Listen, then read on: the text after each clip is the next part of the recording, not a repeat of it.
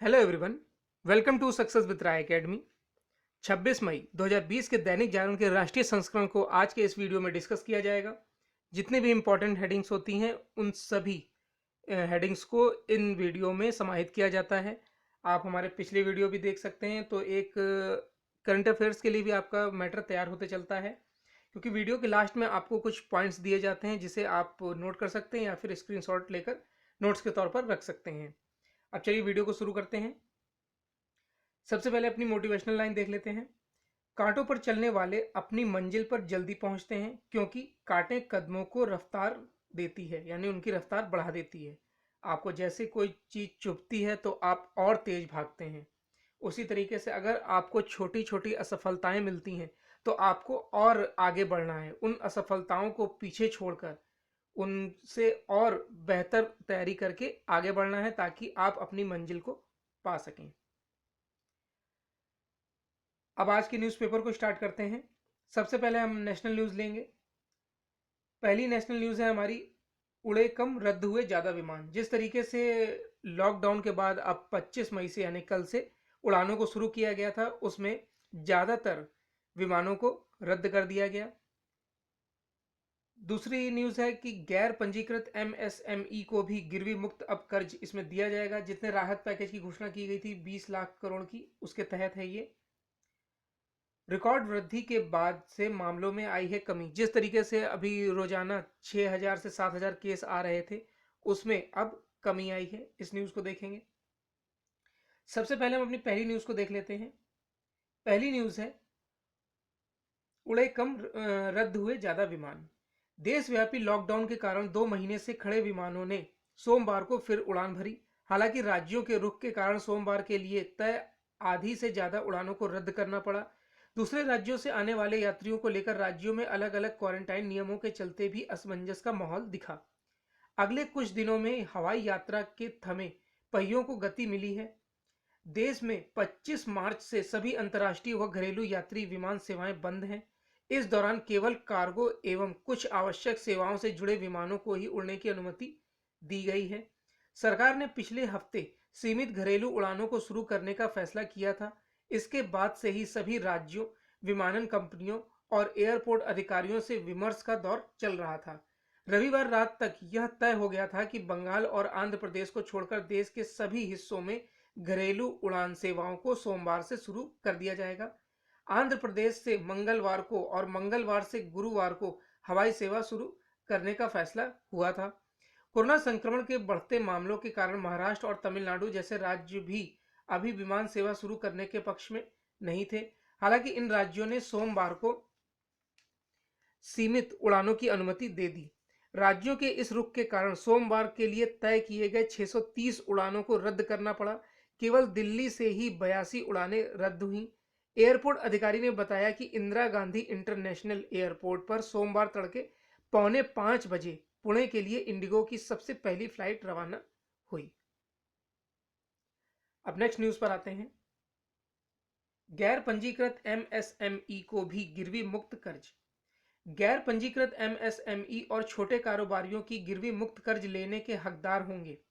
वित्त मंत्रालय ने सभी बैंकों को कर्ज वितरण करने का निर्देश जारी कर दिया है।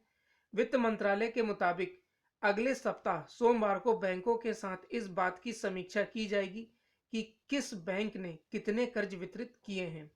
वित्त मंत्री निर्मला सीतारमण ने राहत पैकेज के तहत एमएसएमई को 3 लाख करोड़ रुपए के कर्ज बिना किसी गिरवी के मुहैया कराने की घोषणा की है।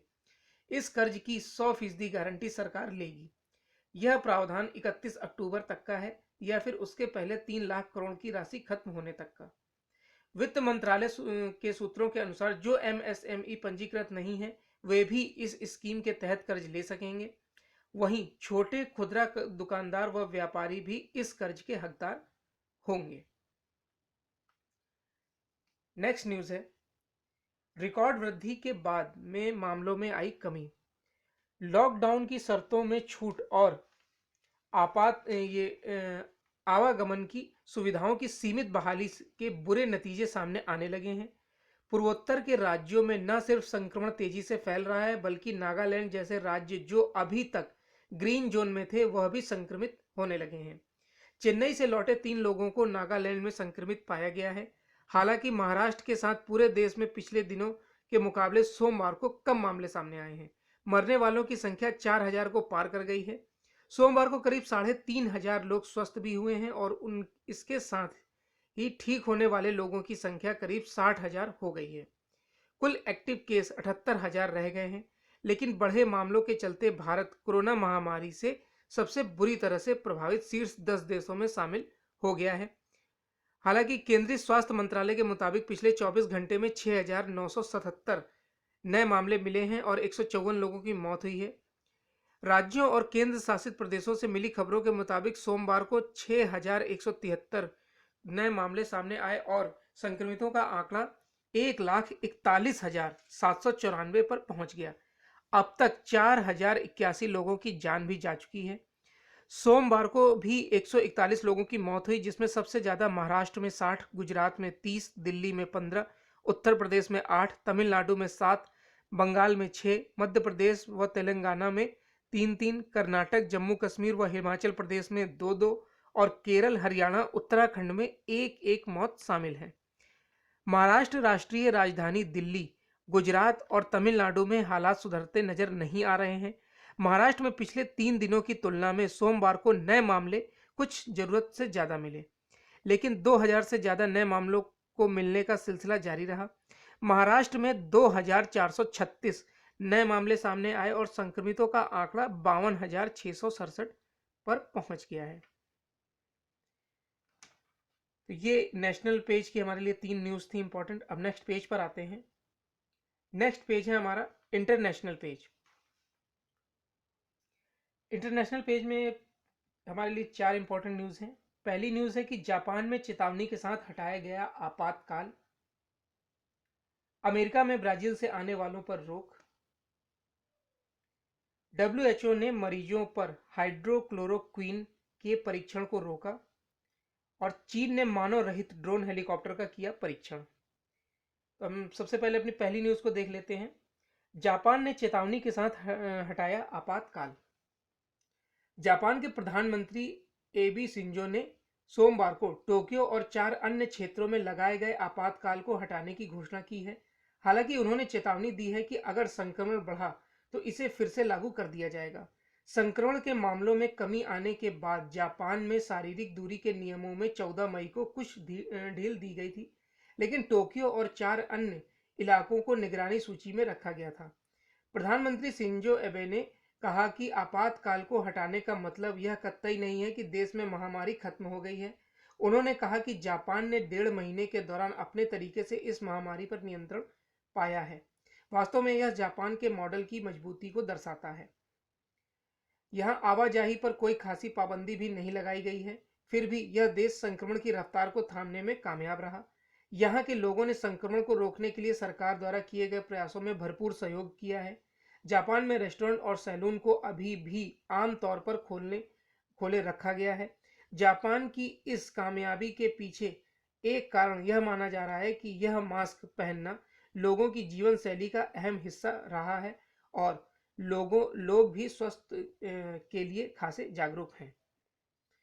इसी न्यूज़ में दिया गया है कि पाकिस्तान में तेजी से बढ़ रहे मामले, 1748 लोग और संक्रमित हो गए हैं और 4 दिन में कार्य सप्ताह पर विचार कर रही कंपनियां।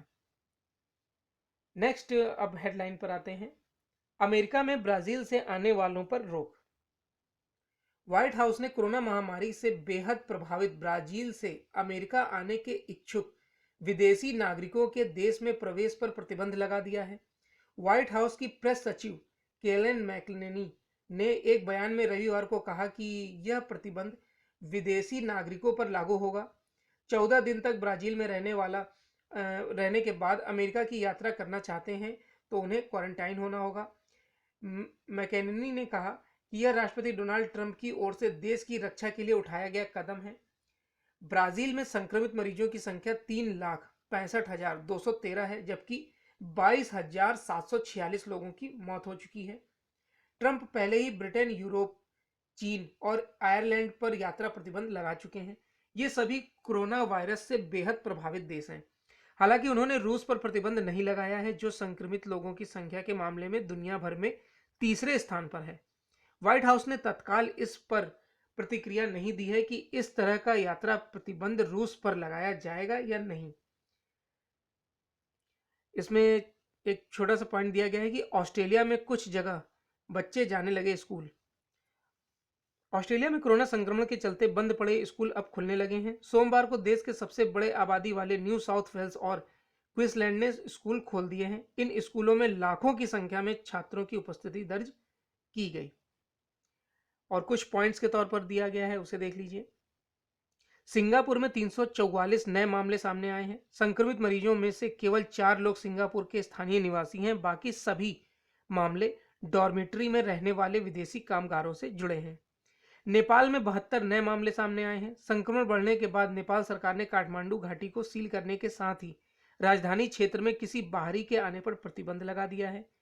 चीन में संक्रमण के 11 नए मामलों का पता चला है। बिना लक्षण वाले 40 मरीजों का भी पता चला है। वुहान में अब तक 60 लाख लोगों का कोरोना टेस्ट हो चुका है। पिछले 24 घंटे में स्पेन में 70 की मौत हुई है। लगातार 8वां दिन जब मरने वालों की संख्या 100 से कम रही। अब तक 28,752 लोग अपनी जान गंवा चुके हैं। नेक्स्ट न्यूज है, WHO ने मरीजों पर हाइड्रोक्सी क्लोरोक्वीन, यहां पर क्लोरोक्वीन होगा, ने परीक्षण पर रोक लगाई है। WHO ने सुरक्षा चिंताओं को लेकर कोरोना मरीजों पर मलेरिया की दवा हाइड्रोक्सी क्लोरोक्वीन का परीक्षण फिलहाल रोक दिया है। यह जानकारी WHO के महानिदेशक टेड्रोस एडनोम ने दी है। अमेरिकी राष्ट्रपति डोनाल्ड ट्रंप ने कोरोना वायरस से होने वाली बीमारी के इलाज के लिए हाइड्रोक्सी क्लोरोक्वीन के कारगर होने की बात कही है। उन्होंने यहां तक बताया कि संक्रमण से बचने के लिए वे खुद यह दवा ले रहे हैं। WHO प्रमुख ने एक ऑनलाइन प्रेस कॉन्फ्रेंस में बताया कि दवाओं के ट्रायल में शामिल लोगों के डाटा का परीक्षण करने वाले बोर्ड की समीक्षा के बाद HCQ यानी हाइड्रोक्सी क्लोरोक्वीन का परीक्षण अस्थायी रूप से बंद करने का निर्णय लिया गया है। जिन लोगों पर अन्य दवाओं के परीक्षण चल रहे हैं वे फिलहाल जारी रहेंगे। नेक्स्ट न्यूज है, चीन ने मानव रहित ड्रोन हेलीकॉप्टर का किया परीक्षण। चीन ने हाल ही में अपने पहले मानव रहित ड्रोन हेलीकॉप्टर का परीक्षण किया है। स्थानीय मीडिया की रिपोर्ट के अनुसार इसे भारत तिब्बत सीमा पर तैनात किया जा सकता है। सरकारी समाचार पत्र ग्लोबल टाइम्स में छपी खबर के अनुसार AR-500C नाम के इस ड्रोन हेलीकॉप्टर को aviation industry corporation of China ने विकसित किया है। पूर्वी चीन के जिंगसी प्रांत के पोयांग में इसका गत बुधवार को परीक्षण किया गया। रिपोर्ट के अनुसार यह ड्रोन हेलीकॉप्टर देश के दक्षिण पश्चिम इलाके भारत तिब्बत सीमा पर निगरानी के लिए तैनात किया जा सकता है।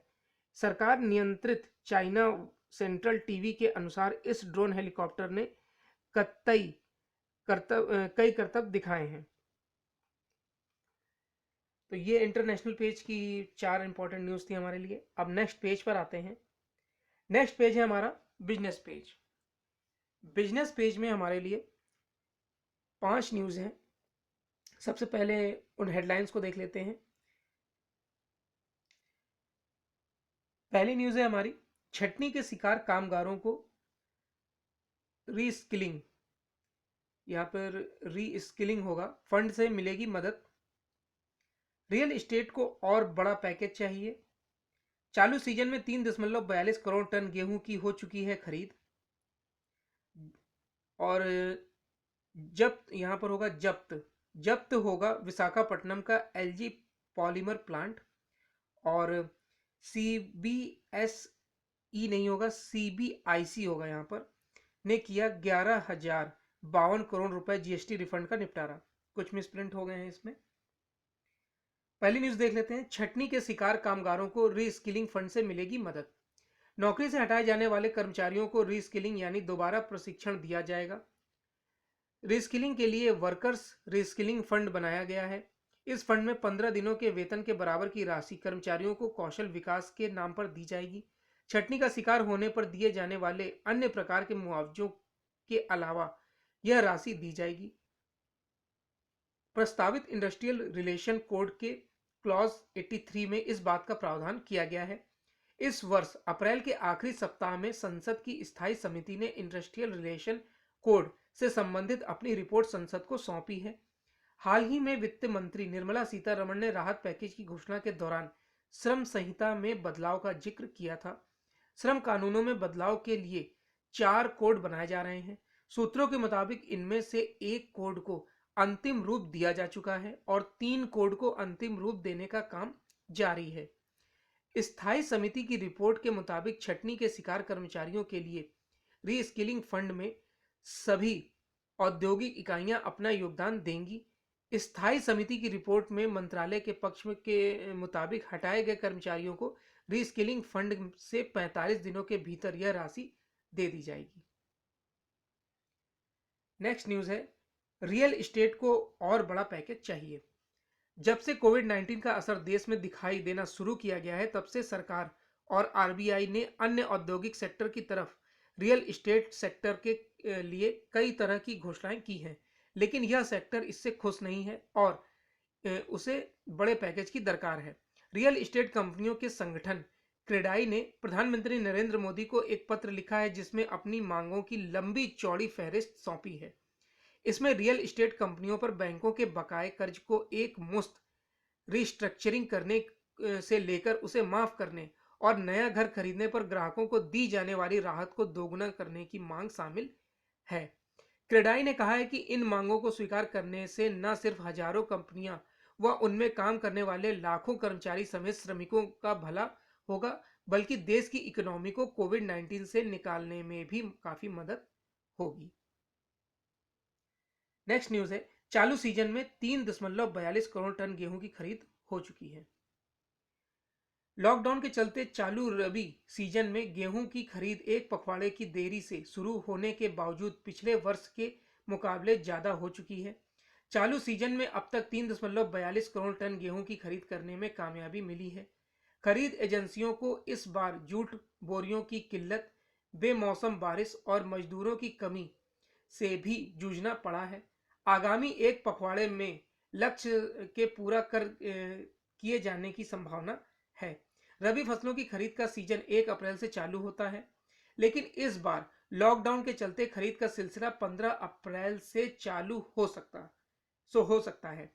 इसी के मद्देनजर खरीद एजेंसियों ने गेहूं खरीद में तत्परता दिखाई है। पिछले साल के खरीद सीजन में अब तक कुल 3.41 करोड़ टन की गेहूं खरीद की गई है। चालू सीजन में कुल 10.72 करोड़ टन गेहूं की पैदावार का अनुमान है। चालू सीजन में गेहूं की बम्पर पैदावार को देखते हुए खरीद का लक्ष्य बढ़ाकर 4.07 करोड़ टन कर दिया गया है। नेक्स्ट है हेडलाइन, जब्त होगा विशाखापट्टनम का LG polymer plant. Andhra Pradesh high court ने विशाखापट्टनम में एलजी पॉलीमर संयंत्र जहां गैस रिसाव हुआ था के परिसर को जब्त करने का आदेश दिया है। इसके अलावा राज्य सरकार द्वारा नियुक्त समितियों को छोड़कर अन्य लोगों के संयंत्र में प्रवेश पर रोक लगा दी गई है। अदालत ने 22 मई को अपने आदेश में कंपनी के निदेशकों को अपनी अनुमति के बिना देश नहीं छोड़ने का आदेश दिया था। मुख्य न्यायाधीश जेके महेश्वरी और न्यायमूर्ति ललिता कनेंगती की खंडपीठ जनहित याचिकाओं की सुनवाई कर रही थी, जिसमें प्रभावित लोगों को न्याय दिलाने और दोषियों के खिलाफ कार्रवाई की मांग की गई है। अदालत ने कहा कि कंपनी के परिसर को पूरी तरह से जब्त कर लिया जाएगा और कंपनी के निदेशकों सहित किसी को भी परिसर में प्रवेश करने की अनुमति नहीं दी जाएगी। 7 मई को एलजी पॉलीमर प्लांट से स्टायरीन गैस लीक होने से एक नाबालिग सहित 12 लोगों की मौत हो गई थी। नेक्स्ट न्यूज है, सीबीआईसी ने किया 11,052 करोड़ रुपए की जीएसटी रिफंड का निपटारा। केंद्रीय परोक्ष कर एवं सीमा शुल्क बोर्ड ने 24 मई तक 47 दिनों में जीएसटी रिफंड दावों के मद में 11,052 करोड़ रुपए जारी कर दिए हैं। एक ट्वीट में सीबीआईसी ने कहा कि 8 अप्रैल से 24 मई के दौरान उसने जीएसटी रिफंड दावों के 29,230 मामलों का निपटारा किया है। इसके तहत 11,052 करोड़ रुपए जीएसटी रिफंड का दावा किया गया था। कोविड-19 के संकट के बीच ये सभी दावे घरों से काम करते हुए निपटाए गए हैं। वित्त मंत्रालय ने 8 अप्रैल को कहा कि कोविड-19 के संकट को देखते हुए सरकार ने जीएसटी और सीमा शुल्क रिफंड के सभी मामले निपटाने का फैसला किया है। इससे एमएसएमई समेत 1 लाख से अधिक कारोबारी इकाइयों को फायदा होगा। तो ये बिजनेस पेज की 5 इंपॉर्टेंट न्यूज़ थी हमारे लिए। अब नेक्स्ट पेज पर आते हैं। नेक्स्ट पेज है एडिटोरियल पेज। एडिटोरियल पेज में हर बार की तरह 3 आर्टिकल हैं हमारे लिए। पहला आर्टिकल है प्रोत्साहित करने वाला पैकेज, यानी उत्साहित करने वाला पैकेज। 20 लाख करोड़ रुपए का सरकारी पैकेज न केवल मौजूदा उत्पादन क्षमताओं को सहारा देने बल्कि ऊंची वृद्धि के लिए नए निवेश की आधारशिला रखने वाला भी है। इन्हीं सब न्यूज़ पर लिखा गया है ये आर्टिकल, और ये आर्टिकल लिखा है नीति आयोग के उपाध्यक्ष राजीव कुमार ने। दूसरा आर्टिकल है हमारा कृषि सुधारों पर अमल करे राज्य। नए कृषि सुधारों को लेकर राज्य सरकारें अपने हिस्से की जिम्मेदारी पूरी कर सके तो शेष काम खुद किसान कर लेंगे। इसी पर लिखा गया है ये आर्टिकल, और ये आर्टिकल लिखा है आईटीसी लिमिटेड के एग्री बिजनेस डिवीजन के सीईओ रजनीकांत राय ने। तीसरा आर्टिकल है हमारा गलत प्राथमिकताएं।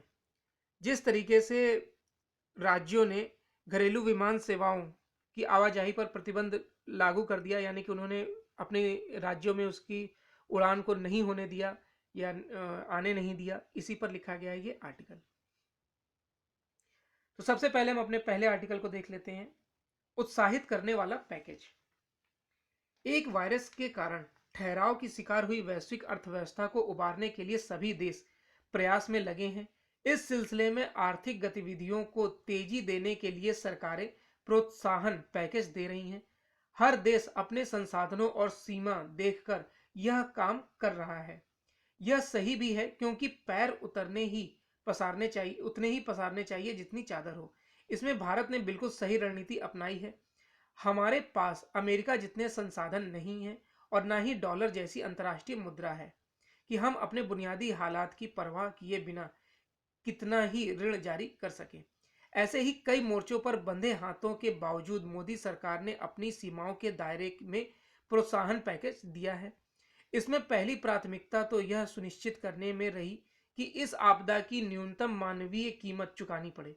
खास तौर से उनका ख्याल रखने की कोशिश हुई है जो समाज के सबसे निचले पायदान पर है।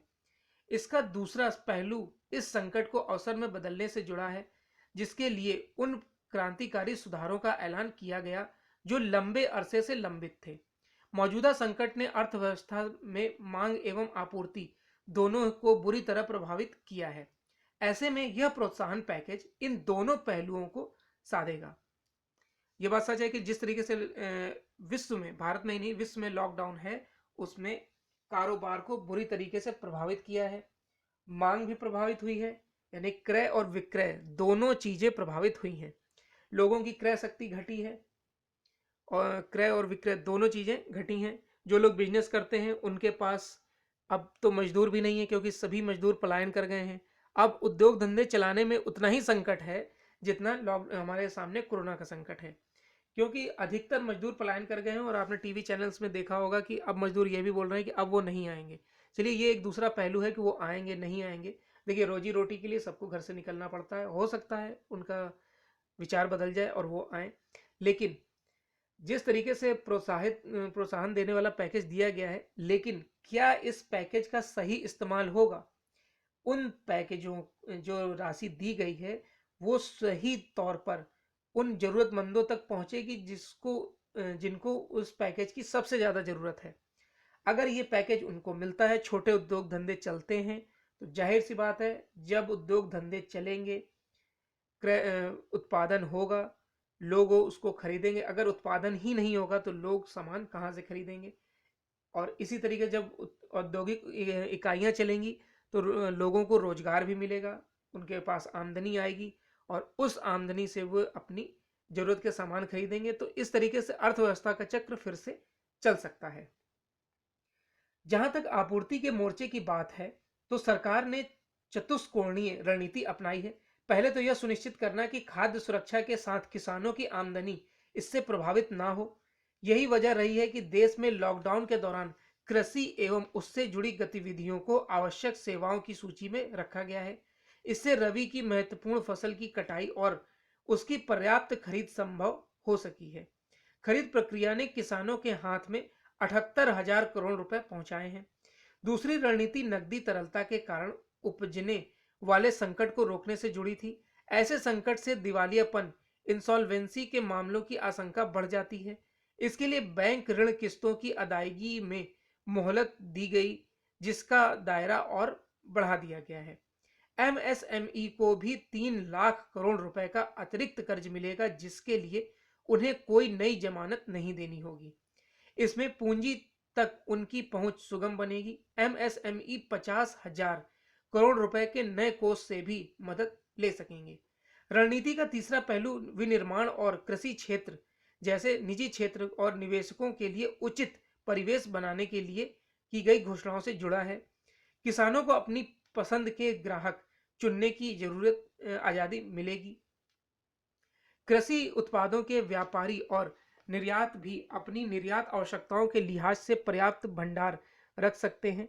वहीं रक्षा उत्पादन क्षेत्र में और उदारता बढ़ाकर भारत न केवल हथियारों के मामले में अधिक आत्मनिर्भर होगा, बल्कि एक निर्यातक के रूप में भी उभरेगा।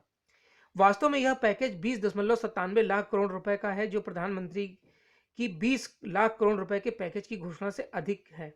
हमारे जीडीपी के 10% से अधिक वाले इस पैकेज की विकसित देशों के पैकेजों से सहज तुलना की जा सकती है। कोरोना संकट के बाद भारत के आर्थिक कायाकल्प को मजबूती देने के लिए किसानों को बेहद आवश्यक आजादी, लचीलापन और वित्तीय शक्ति मिल सकेगी। और अपने नेक्स्ट आर्टिकल पर आते हैं। कृषि सुधारों पर अमल करे राज्य। कोरोना संकट के बीच केंद्र सरकार ने किसान कृषि क्षेत्र एवं व्यापार के लिए समग्र नीति प्रस्तुत कर एक बहुप्रतीक्षित जरूरत पूरी कर दी है। कृषि क्षेत्र में नीतियां पहले भी बनती रही हैं, सुधार पहले भी होते रहे हैं, लेकिन वे सभी समस्याओं का एक साथ निराकरण करने वाले नहीं होते थे।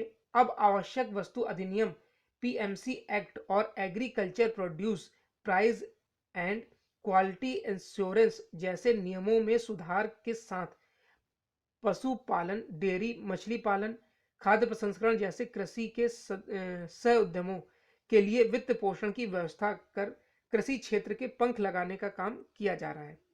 भारत इतनी विविधताओं वाला देश है कि यहाँ तमिलनाडु के लिए बनाई गई कृषि नीति यूपी, बिहार में लागू नहीं की जा सकती है। जम्मू कश्मीर के लिए बनाई गई नीति का लाभ उड़ीसा नहीं ले सकता है। यूरोपियन यूनियन के देशों की तरह हमारे हर राज्य को अपनी भौगोलिक स्थिति, मिट्टी, जलवायु एवं वहां पैदा होने वाली अच्छी फसलों के आधार पर अपनी रणनीति तैयार करनी होगी। जरूरी नहीं है कि लासलगांव जैसे प्याज, भुसवाला जैसे केला और गुंटूर जैसी मिर्च दूसरे राज्यों में भी पैदा हो सके। जब किसानों की आमदनी दोगुनी करने की बात होती है तो हमारा ध्यान सिर्फ उपज का मूल्य बढ़ाने पर जाता है।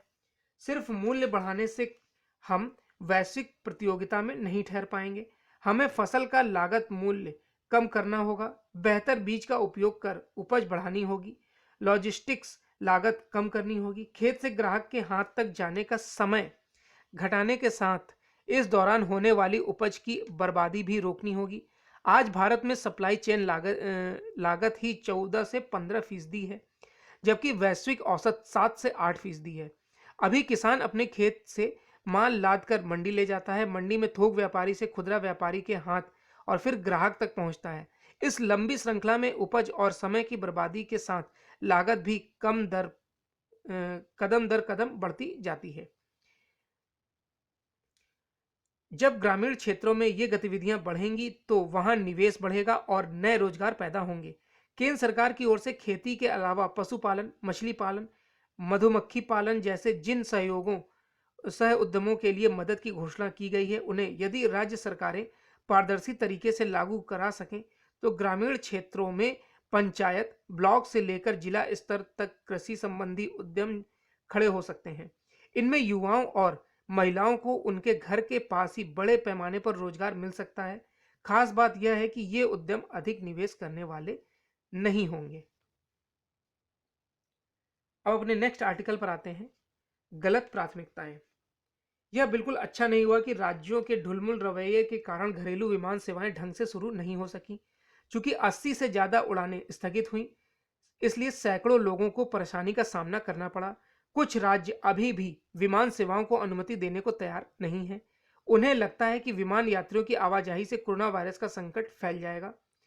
जब विमान यात्रियों की सेहत की फौरी जांच की जा रही है, वे आरोग्य सेतु ऐप से लैस किए जा रहे हैं और यात्रा के दौरान सभी आवश्यक सावधानी भी बरती जा रही है, तब फिर विमान सेवाओं के लिए राज्य सरकारों की आनाकानी समझना कठिन है। यह सही है कि कोरोना वायरस के संक्रमण से कोई भी ग्रस्त हो सकता है, लेकिन इसका यह मतलब नहीं कि विमानन कंपनियों और विमानन यात्रियों की ओर से हर संभव सतर्कता बरते जाने के बाद भी हवाई यात्रा को हतोत्साहित किया जाए। कई राज्य सरकारें यही कर रही हैं कि वह भी जब वे इस तथ्य से परिचित हैं कि आवाजाही से में सख्ती जारी रहने से आर्थिक हालात और खराब होंगे। तो ये एडिटोरियल पेज के 3 आर्टिकल थे हमारे लिए। अब नेक्स्ट पेज पर आते हैं।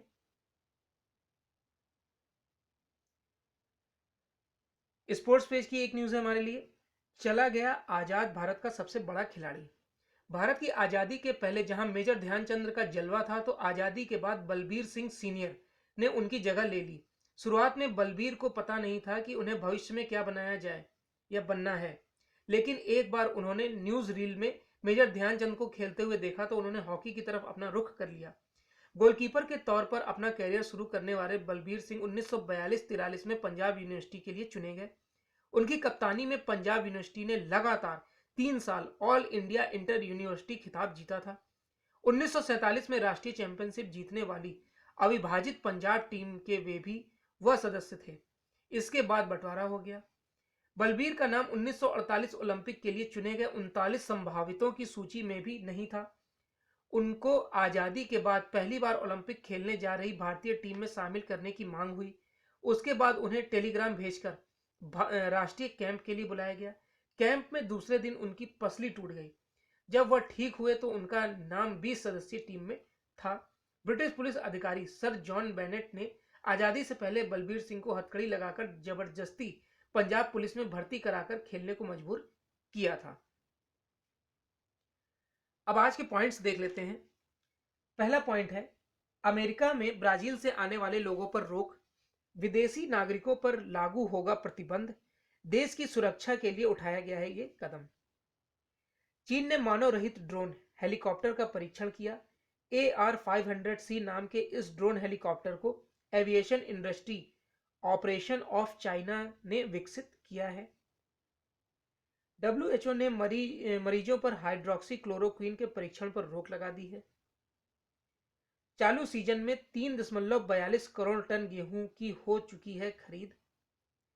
CBIC ने किया 11,052 करोड़ रुपए GST रिफंड का निपटारा और गैर पंजीकृत MSME को भी गिरवी मुक्त कर्ज।